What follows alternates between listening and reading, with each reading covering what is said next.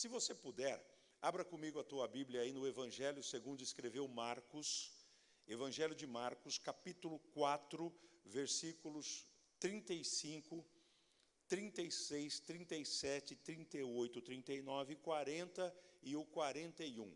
Do 35 ao 41, nós vamos ler daqui a pouco. Pastor, até quando nós teremos esse percentual de participação, de presença na igreja? Bom, isso aí o governador do estado, ele se pronuncia praticamente todas as sextas-feiras. Na quarta-feira eles têm uma reunião, pelo menos é isso que a mídia noticia.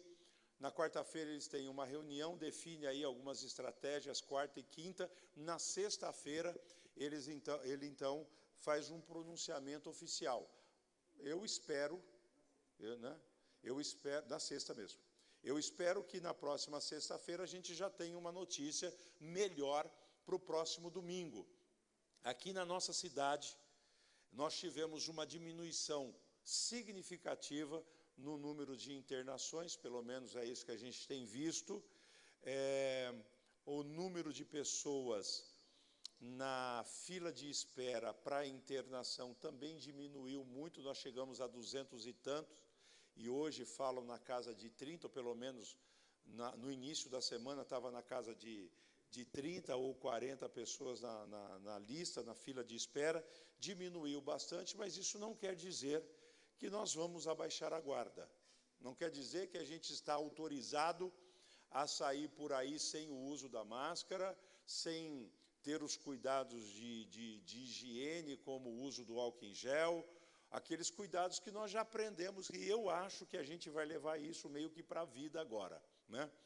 Eu acho que a gente já virou um comportamento. Então, é bem possível que a gente leve isso para a vida, aquele cuidado. Eu conversava essa semana com algumas pessoas, na segunda-feira, dizendo que no futuro, não muito distante, aonde estiver meia dúzia de pessoas reunidas, nós vamos chegar e vamos ficar um pouquinho mais distantes, né? A gente vai ter esse comportamento. Eu gostaria muito que a gente voltasse a ser o que nós éramos. Nós somos o povo do abraço, do beijo, de estar junto. Não sei se a gente vai conseguir fazer isso com a mesma frequência que nós fazíamos antes. Acho que hoje Ora, levantou-se grande temporal de vento e as ondas se arremessavam contra o barco, de modo que o mesmo já estava a encher-se de água. E Jesus estava na popa, dormindo sobre o travesseiro. Eles o despertam e lhe dizem: Mestre, não te importa que pereçamos? E ele, despertando, repreendeu o vento e disse ao mar: Acalma-te, emudece. O vento se aquietou e fez-se grande bonança. Então lhes disse: Por que sois assim tímidos? Como é que não tendes fé? E eles, possuídos de grande temor, diziam uns aos outros: Quem é este que até o vento e o mar lhe obedecem? Pai, nós te pedimos por tua graça, bondade e misericórdia, que o Senhor ministre no nosso coração na noite de hoje, através da tua palavra, que o teu Espírito Santo tenha liberdade para agir no nosso meio. Usa-me segundo o teu querer, e as pessoas que aqui estão, assim como as que estão nos acompanhando, assistindo, meu Deus, essa transmissão através da rede social, também sejam alcançadas, e que o Senhor fale ao coração de cada um de nós. Oramos agradecidos por isso, em nome de Jesus. Amém. Por favor, tome o seu assento. Parece que nenhum texto que nós lemos nos evangelhos é novidade para nós, né? Todas as vezes que nós lemos um texto que está registrado no Novo Testamento, principalmente nos evangelhos, Atos, alguns episódios envolvendo as cartas de Paulo, pregações, inclusive o pastor Elias já falou sobre esse texto. Eu me lembro de ter ouvido pelo menos algumas vezes. É interessante que, quando nós olhamos para a palavra de Deus, a impressão que dá é que tem algumas coisas que já não são mais tão importantes para nós, porque nós somos o povo da novidade, nós gostamos muito de novidades. Basta lançar uma nova roupa para ela se tornar moda, e o povo então agora já corre atrás para poder adquirir, porque nós gostamos de novidades.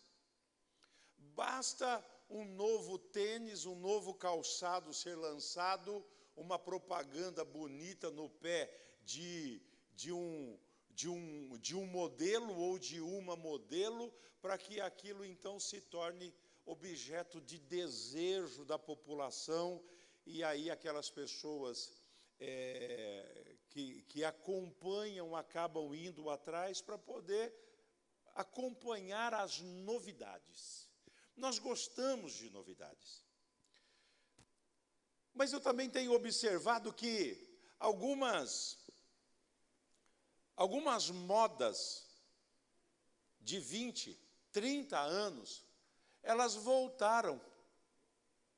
Recentemente, quando eu digo recentemente, não é tão recente assim, mas eu me lembro daquela calça aqui.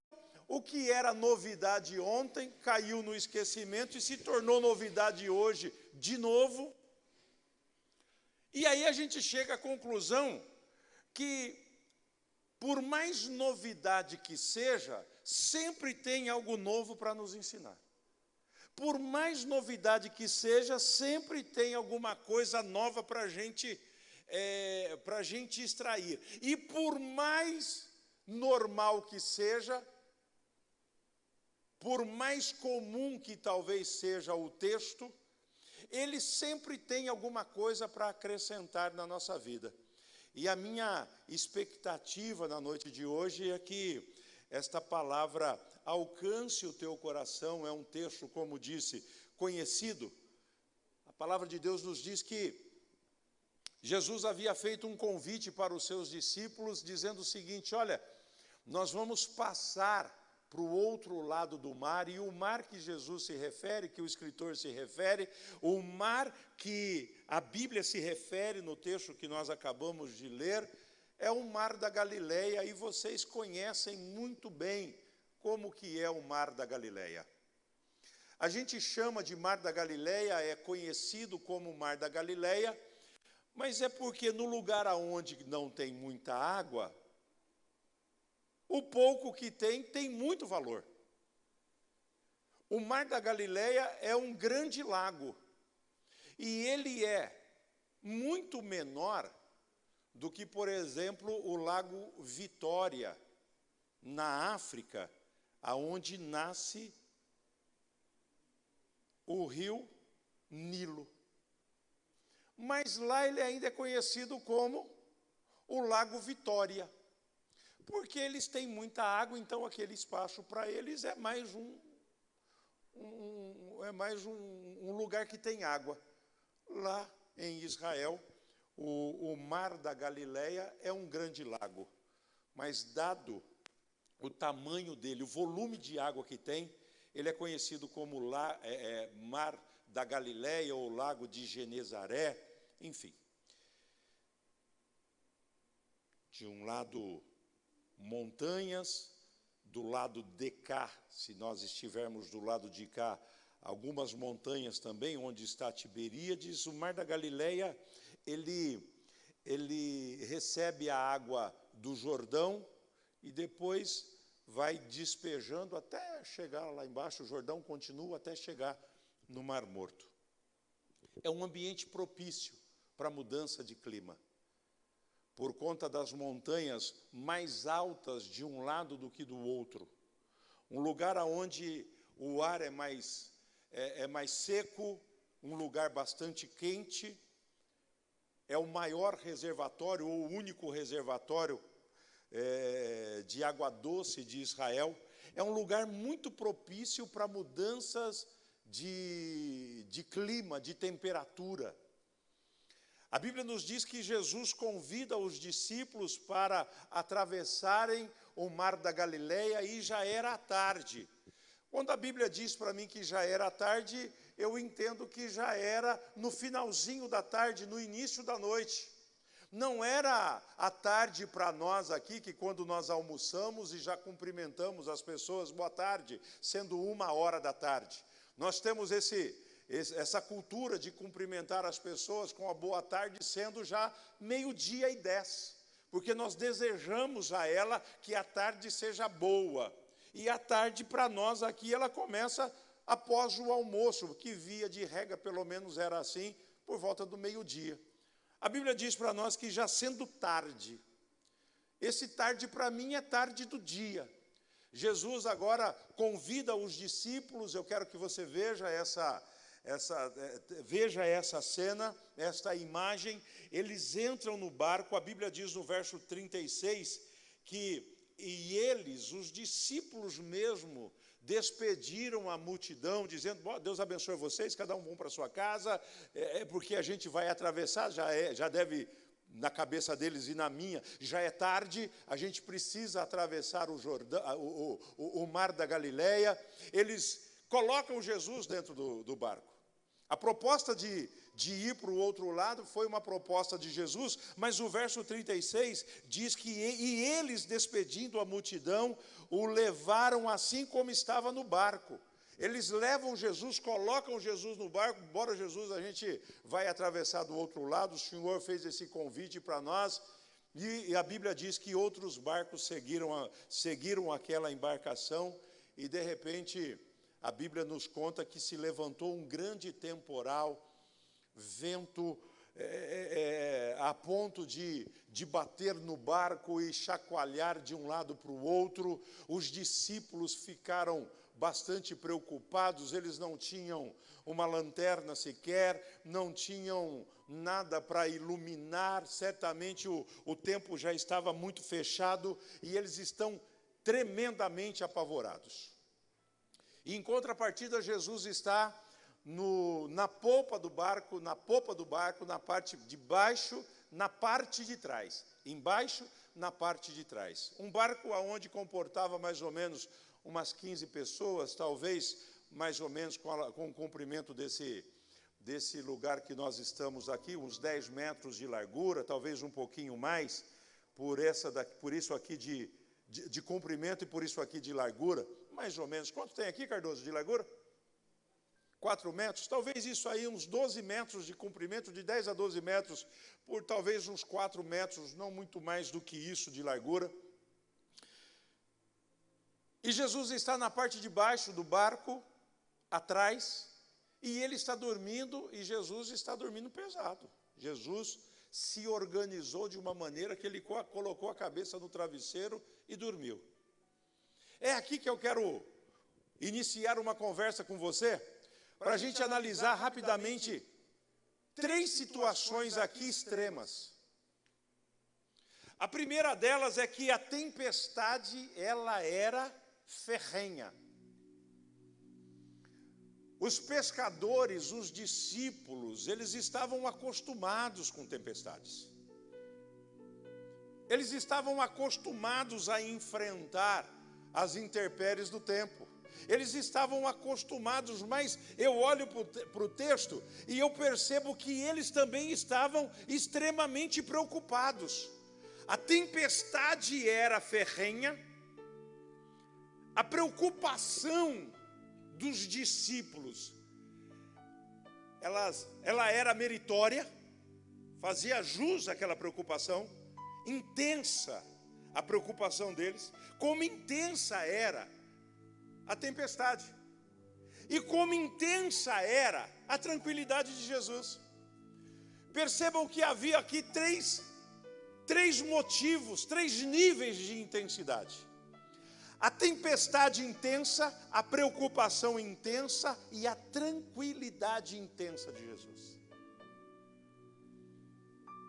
Eu olho para o texto e eu aprendo, entendo que nós estamos sujeitos a tempestades na nossa vida sem avisar. E está aí um dos problemas que muitas vezes nós não conseguimos superar as tempestades que vêm sobre nós, porque nós achamos que nunca passaremos por momentos difíceis. Aqueles discípulos estavam acostumados a enfrentar tempestades. Eles eram pescadores, uma boa parte deles eram pescadores. Eram homens dados ao mar, eram pessoas que conheciam, só de olhar para o tempo, sabia se o tempo ia virar ou não. Eram pessoas que tinham habilidade. Eles sabiam que poderiam enfrentar uma tempestade a qualquer momento, porque no mar da Galileia isto pode acontecer em qualquer momento. Aliás, hoje é uma coisa muito comum. Eu recebo diariamente notícias de Israel, e não é incomum receber notícias dizendo que houve uma tempestade no mar da Galileia e um barco ficou à deriva, ou alguém caiu e não foi encontrado. É uma coisa muito comum. Eu olho para esse texto e eu aprendo, e o que eu quero ensinar ou passar para você na noite de hoje é: estejam preparados para as tempestades. Elas sempre virão, irmãos. Ainda que Jesus esteja no barco, as tempestades na nossa vida, elas sempre virão. A gente tem uma ideia de que pelo fato de nós servirmos ao Senhor, de termos entregue a nossa vida a Ele, nós estamos isentos agora de toda e qualquer dificuldade, de toda e qualquer tempestade na nossa vida. E quando a tempestade vem, o que não é verdade, né? Isso que eu acabei de citar, não é verdade. Quando a tempestade vem, ela vem causando um grande estrago. O que eu vou falar, e é uma palavra que o crente gosta bastante, é o rebuliço. O crente gosta do rebuliço, mas foi um rebuliço. O Levi, eu brinco com ele dizendo que havia um modo de falar no passado que era um pega para capar, né? E eu provoco o Levi ainda, e ele fala: o vovô João foi um pedra para tapar, né? Então, às vezes, quando a tempestade vem, Carlos, ela causa um rebuliço, ela é intensa. Ainda que a gente já tenha passado por outras tempestades, as tempestades que a vida nos reserva, ela causa esse rebuliço, esse pega para capar, como dizia o meu pai. E nesse momento, como os discípulos, nós sentimos medo, e esse medo também é intenso, como o medo que nós estamos sentindo agora.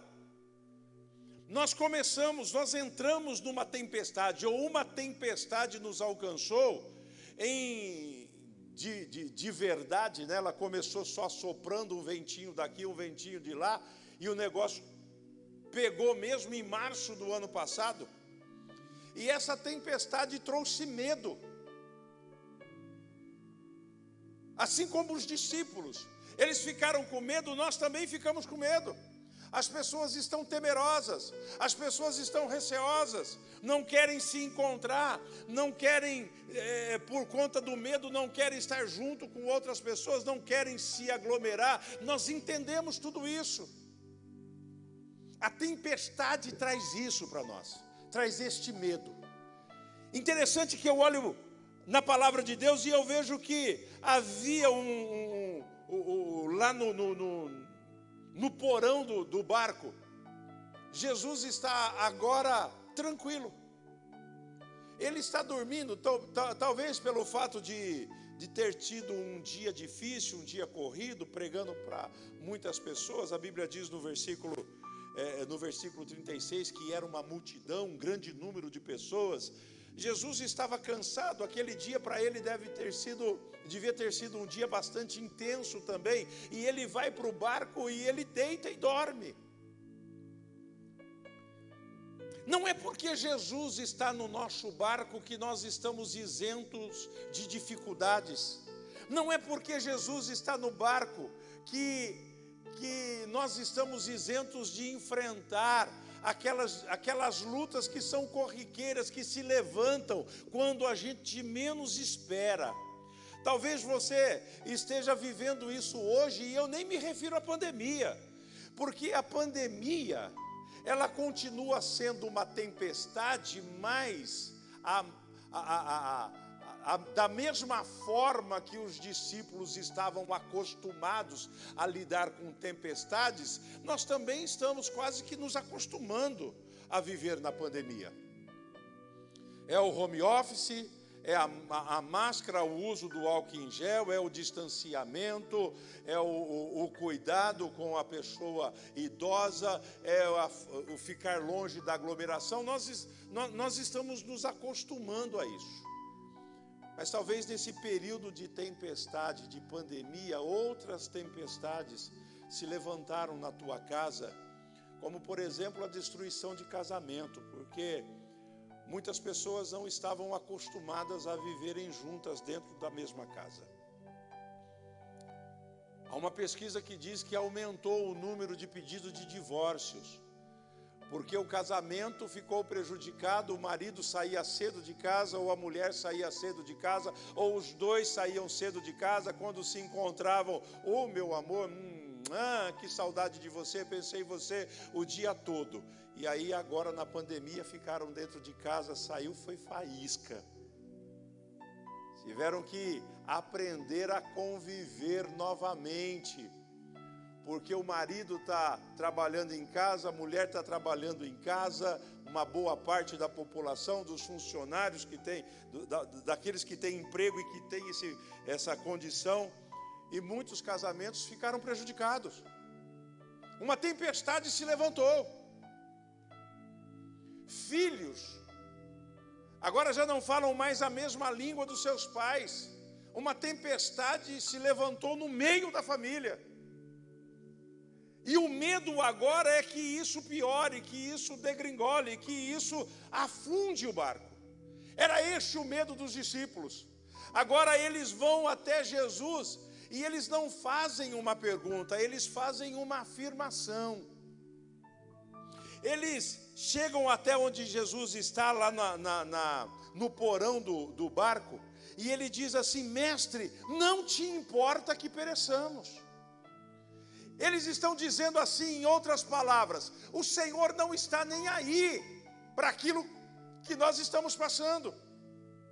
Em outras palavras, eles estão dizendo o seguinte: o Senhor é responsável por isso, porque nós entramos no barco porque o Senhor disse que era para a gente atravessar o lago. Nós estamos passando essa dificuldade pelo fato de termos obedecido o Senhor.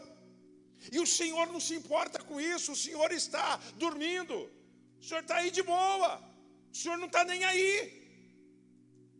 A fala que eles têm para Jesus é nesse tom, que às vezes é o mesmo tom de muitos daqueles que servem ao Senhor, mas o Senhor não vai se levantar a meu favor. O Senhor não vai colocar um ponto final nisso. Na minha família tem alguém com uma enfermidade, o Senhor não vai colocar um ponto final nisso. Nós estamos te servindo, nós estamos te obedecendo, nós estamos na tua casa, nós estamos na tua presença, no teu caminho. O Senhor não vai fazer nada para mudar a história. Aqueles discípulos chegaram para Jesus nesse tom: olha, mestre, não te importa que pereçamos. É uma afirmação, o Senhor não está nem aí. Aquele que convidou, aquele que fez o pedido, o convite para atravessar o mar da Galileia, nesse momento, aos olhos dos discípulos, ele estava pouco se importando para o que estava acontecendo. Às vezes essa é a impressão que muitas pessoas têm. Nesse tempo que nós estamos vivendo, às vezes a impressão que a pessoa tem é justamente essa. E Deus?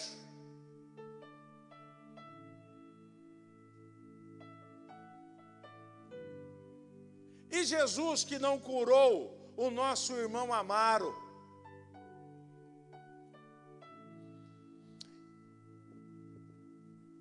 E o Deus que o pastor Sérgio Domenes pregava, e há pouco mais de um mês faleceu por conta da Covid.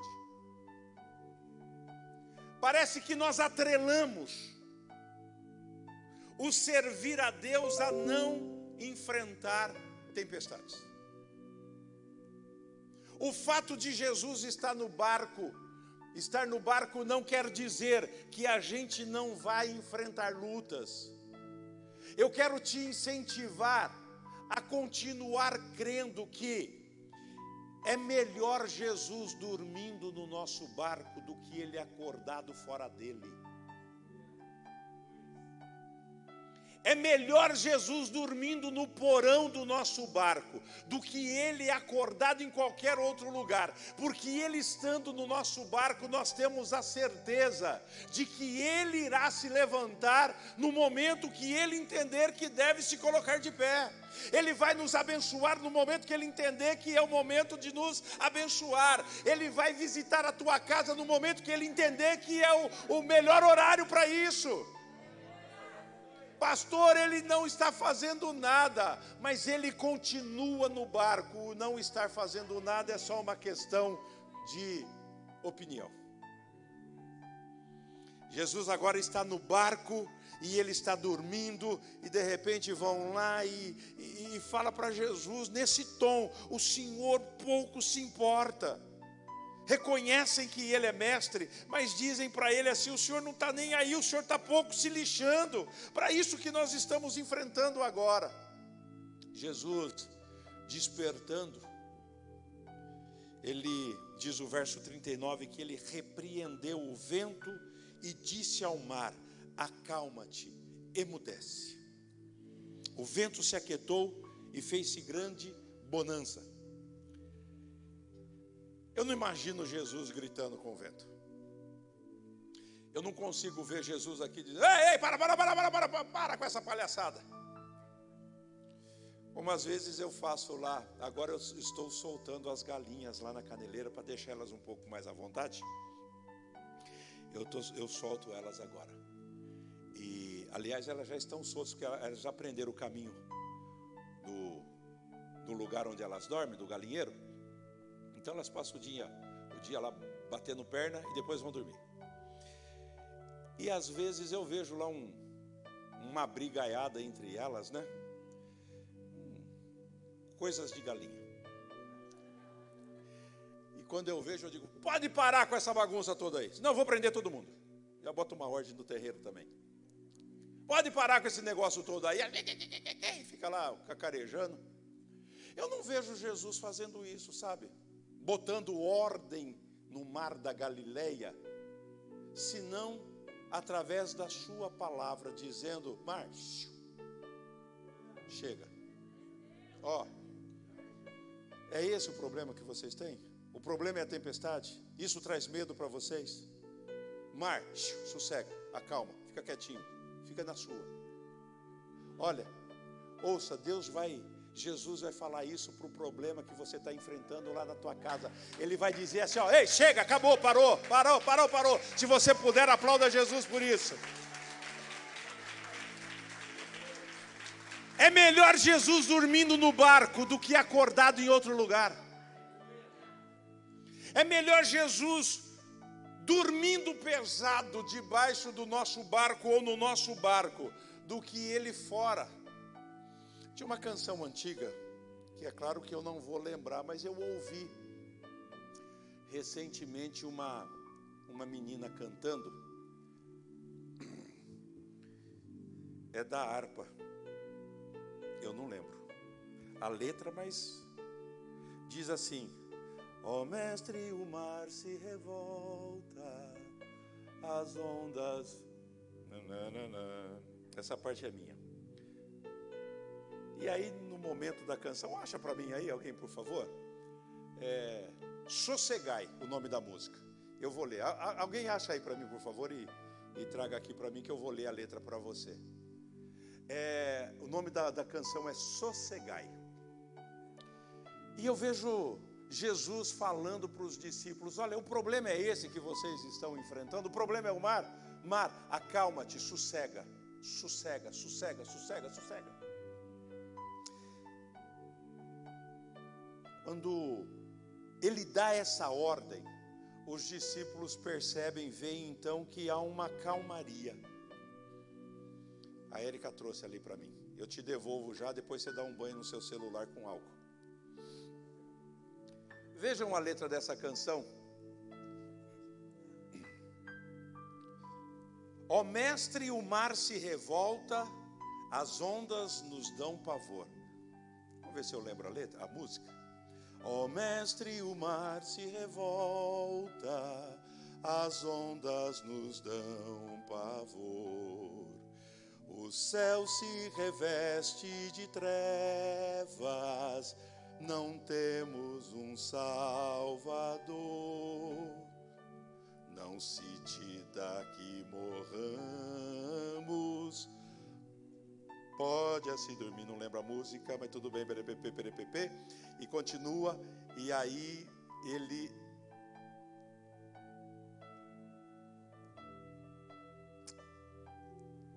As ondas atendem ao meu mandar.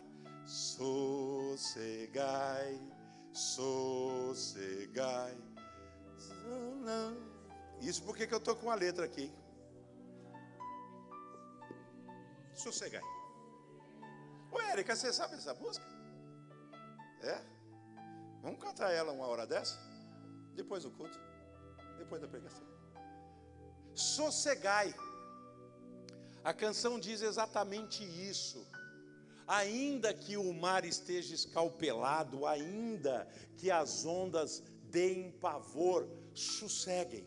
Sosseguem, porque Deus está no barco. É melhor ele dormindo no barco do que acordado fora dele. De repente os discípulos percebem que já não tem mais aquela tempestade toda, aquilo que causava a eles o medo. E eles fazem uma pergunta que eu quero encerrar a minha fala, dizendo o seguinte: quem é este que até o vento e o mar lhe obedecem? Quem é este? Queridos, a tempestade, ela revela quem nós somos. E ela revela quem Jesus é. As lutas que nós enfrentamos, ela revela quem nós somos. Olha, muitas pessoas, na tempestade da pandemia, foram reveladas que não estavam tão firmes como diziam que estavam. Porque a tempestade revela quem nós somos. Revela o nosso medo. Revela o nosso distanciamento. Revela o nosso desejo de não entrar mais no barco com medo da tempestade. Revela que o Jesus que nós cremos, ou que eles creem, ou dizia que criam, não é o Jesus que ele esperava que fosse. A tempestade, ela revela quem nós somos. Se nós estamos firmes ou se nós estamos balançados. Se nós estamos firmados na rocha ou se nós estamos firmados na areia. A tempestade, ela mostra quem nós somos. Mas também a tempestade mostra quem Jesus é. Aquele Jesus que nós confiamos, que nós esperamos, ele se revela dentro da nossa necessidade. Se for provisão, ele vai se revelar como um Deus provedor que é, o Cristo provedor que é. Se é cura, ele vai se revelar como o médico dos médicos que ele é.